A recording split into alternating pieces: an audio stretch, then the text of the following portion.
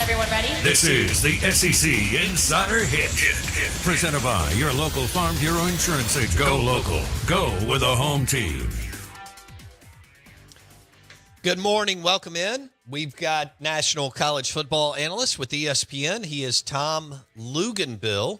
He joins us on the Out of Bounds show and the Farm Bureau Insurance guest line. And we'll recap the NFC Championship game, possibly the AFC Championship game. And then we'll jump into a little college football. We've got a fun question for Tom a little bit later in the show, or a little bit later in the interview. Tom didn't know he's going to join us for 2 hours. Luke's, good morning. What's up? Good morning, man. How are you doing? I'm good. I'm doing better. I was cheering for the Lions, man. You're a West Coast guy, so you told us the Joe Montana story, and you lived out there for a while. So I guess you were for the 49ers, right? No, man. I was really for the Lions, to be honest with you. I just think the story is remarkable. I still go back to the Dan Campbell introductory press conference, and everybody just universally mocked him, made fun of him. All of the comments that he made about what they were going to do and how they were going to do it, what type of team they were going to be, and he made every bit of it happen. And, how can you not be in support of a guy like that? I mean, I just think that he's doing something right now that I think in free agency could really continue to transform and elevate that in the organization. Because, listen, let's call it what it is. It's not a hot spot destination in free agency, right? Right. But now he's turning that place into a place that is player friendly. They have an attitude. They have a toughness. They have an aura about them. So I think he's making them more attractive with the early returns, which is not only going to help him in the draft, but it's going to help him in free agency. I like that. I like where you're going there. I agree with you. We cut up his press conference from a few years ago. We drop it all the time. The kneecap biter stuff. Do we have that, Jason? Let's play that for Tom. It'll make him happy for breakfast time. Here we go. All right. And so this team's going to be built on, we're going to kick you in the teeth. All right. And when you punch us back, we're going to smile at you. And when you knock us down, we're going to get up. And on the way up, we're going to bite a kneecap off. All right. And we're going to stand up. And then it's going to take 2 more shots to knock us down. All right. And on the way up, we're going to take your other kneecap. And we're going to get up, and then it's going to take 3 shots to get us down. And when we do, we're going to take another hunk out of you. Before long, we're going to be the last one standing. Is that gold or what, Luke? It's gold. It's absolutely beautiful because, the other part that you didn't play that's in that is he repeatedly references, listen, I can't tell you how many games we're going to win. I can tell you what we're going to be about and how we're going to be molded and how we're going to be built and the type of people we're going to have. I can't tell you how many wins we're going to have. Well, now all of a sudden that's come into fruition on its own based off of the philosophical identity that he outlined there. It's awesome. I mean, how that rarely happens, man. Like when a head coach gets up there and makes statements and then delivers, and not only delivers in less than 3 years. Yeah, and we're the same age, so all we've watched is the Lions being the lovable losers. I loved Barry Sanders, but they never won, right? And well, if you remember, they never won. They sniffed a little success there in the early 90s, if you remember when Mouse Davis was the offensive coordinator and they committed to run and shoot, and they had all those receivers, and then they had Barry. That's what makes Barry Sanders and his production so remarkable is the vast majority of his career at Detroit, he was playing in a one-back, no tight end, no fullback offense in the NFL. It's unbelievable. It is.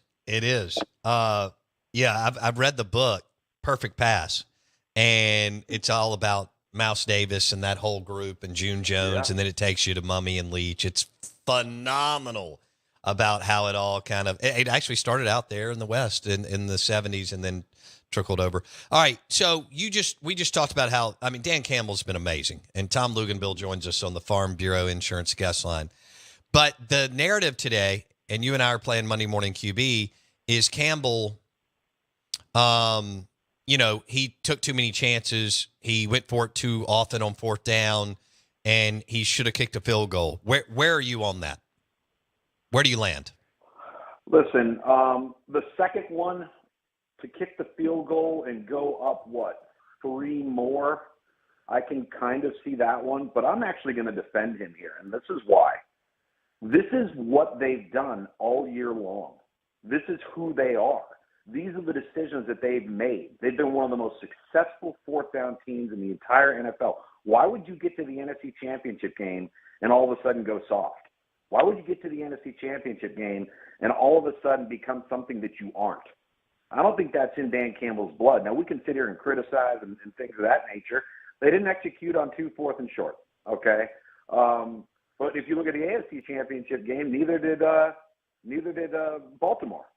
And they've been a good fourth down team on offense. So I really don't have an issue with it. I as I was watching it unfold, I'm sitting there going, oh, man, tomorrow morning everybody's going to be ripping him for doing that. But then when you and they mentioned it, Greg Olsen mentioned it yesterday. He's like, this is what they do. And I agree with him. Why would you just all of a sudden abandon that and become something that you aren't and become something that isn't a part of the fabric of how you got to this point? Okay, fair enough. Speaking of Greg Olsen, I think he is outstanding. You have been in this business for a long time. You've done color, studio, field, everything. What do you think about Olsen as a color analyst? In fairness, if you would have asked me this question 4 years ago, I would have said he's extremely raw, has a long way to go, didn't seem overly comfortable. Now you ask me the question, I think he's one of the most improved in-booth analysts that we have working today. I think he committed to it. I think he studied himself, probably worked with some talent coaches in terms of, identifying pauses, pregnant pauses, when silence is your best friend, following the bouncing ball of what the play-by-play guy tees you up on, knowing when to lay out, like all of these different things that oftentimes, as analysts, we just kind of learn on the fly, where play-by-play guys and studio hosts, they went to school for this stuff. Like you always hear guys about Syracuse or Missouri or Northwestern or Arizona State, and they've been taught this stuff. This is part of their undergraduate degree. It's part of the work that they've learned how to do it. We didn't go to school for that. I came into this from coaching, and next thing you know, you're learning all the phrases and all the different things that are so foreign to you, and then you kind of just figure it out as you go along.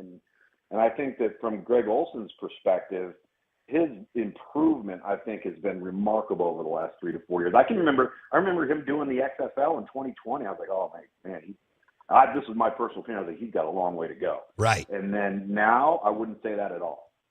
Be interesting to see if Tom Brady actually takes the job.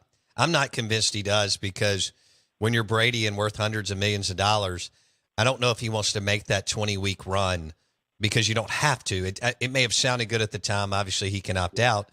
You think Brady actually takes over? You think he goes, you know what, that sounded good, but I've got 25 different businesses and I can go to Europe whenever I want, and the Caribbean. What do you think?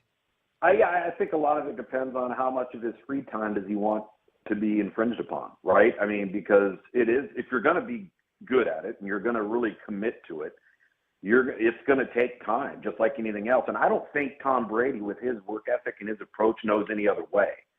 So if he were to do it, he's going to know that I can only do it one way if I'm going to be any good at it, and that's going to take time. And you're now weighing at this point in your career where you never have to work another day in your life. And do you want to commit to that, or do you want to go, play around in the Amalfi Coast? I mean, I can tell you what I do, but I've been doing this now for going on 20 years. And if somebody said, hey, you're good, dude. You're set for life. Go do what you want to do. I don't know if I'd keep working if I had to. Sure. All right, let's switch gears to college football. ESPN college football analyst Tom Luginbill on the Out of Bounds show, brought to you by Farm Bureau Insurance. Bundle your car and home and save with your local Farm Bureau Insurance agent. As Jake Mangum tells us, go local, go with the home team. Lugs, we were debating this last week. We had some fun with it, and our listeners liked it. Who is going to be the next coach in college football to win a national championship that doesn't have one? And so we were going through DeBoer and Ryan Day and I'm not going to list them all, but Norvell, Brian Kelly, and, the list goes on and on here.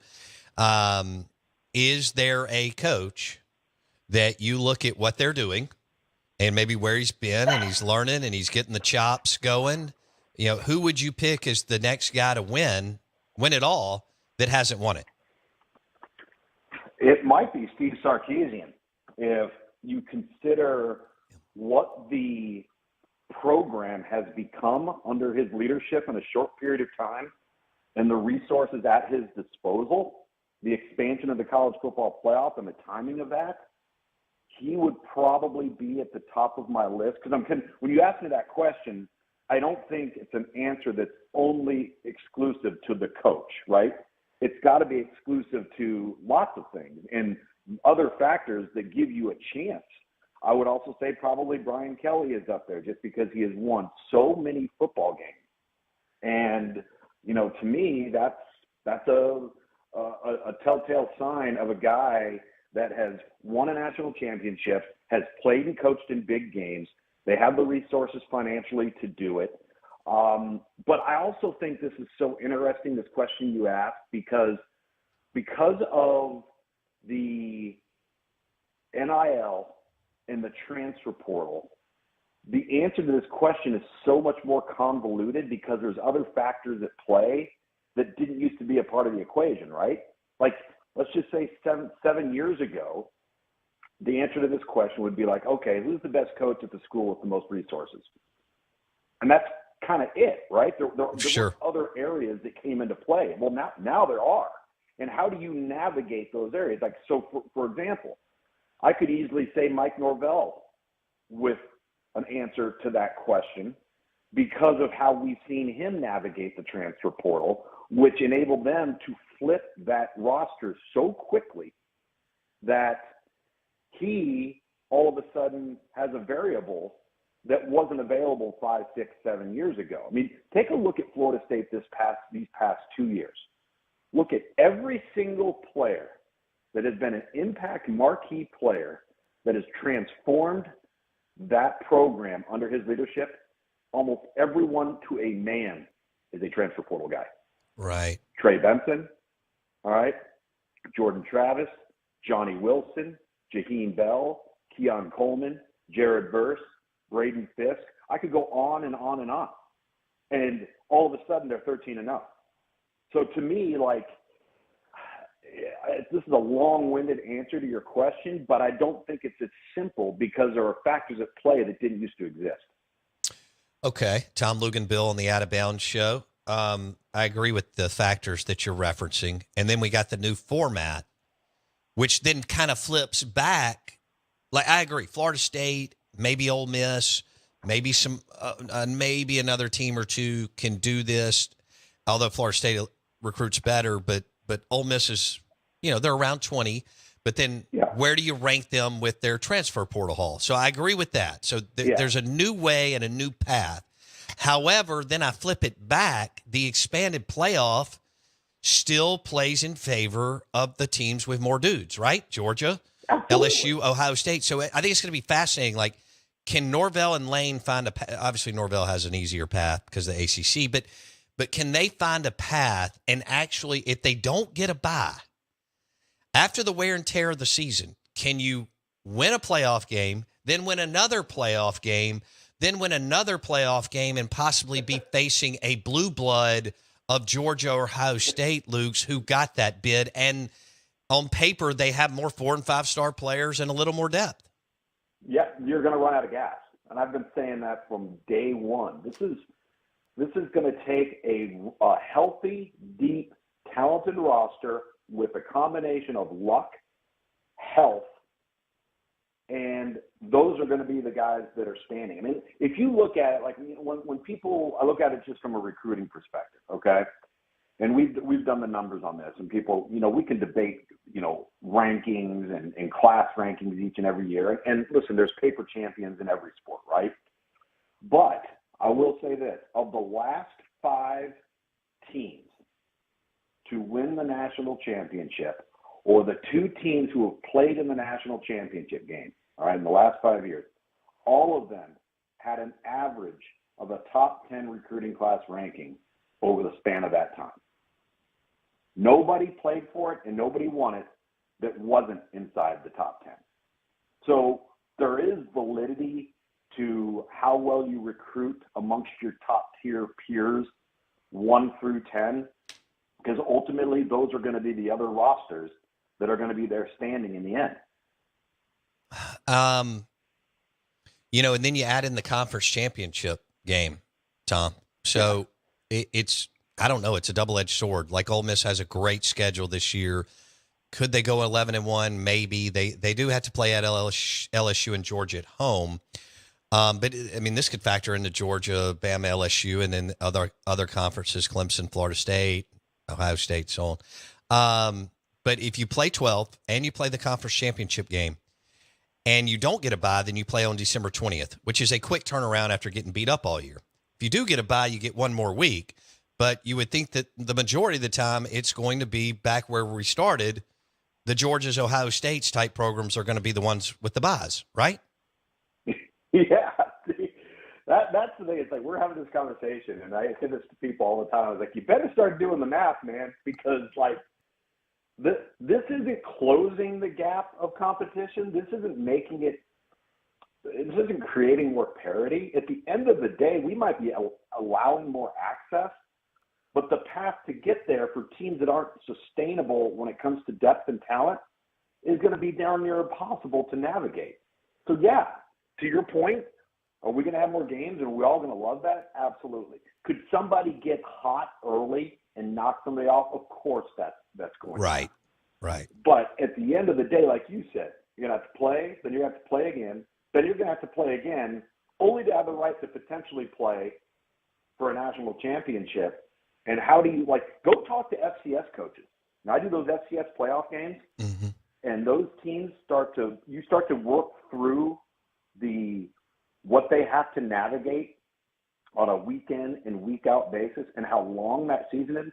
That's the reason why after the semifinals at the FCS level, which is a week before signing day, they don't play their championship game until the end of the first week in January. They need a break. Right. And they only got 63 scholarship players instead of 85. Yikes. Yeah. Ooh.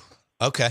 Tom Luginbill on the Out of Bounds Show, ESPN 105.9 The Zone. He joins us on the Farm Bureau Insurance guest line. So we're losing the Heisman Trophy winner in Jaden Daniels, and we lose KJ to Central Florida, which he could rip that league up, Luke's, with Malzahn and the way that they, I don't know, however you want to run the numbers, do or don't play defense in the Big 12. Dart's back.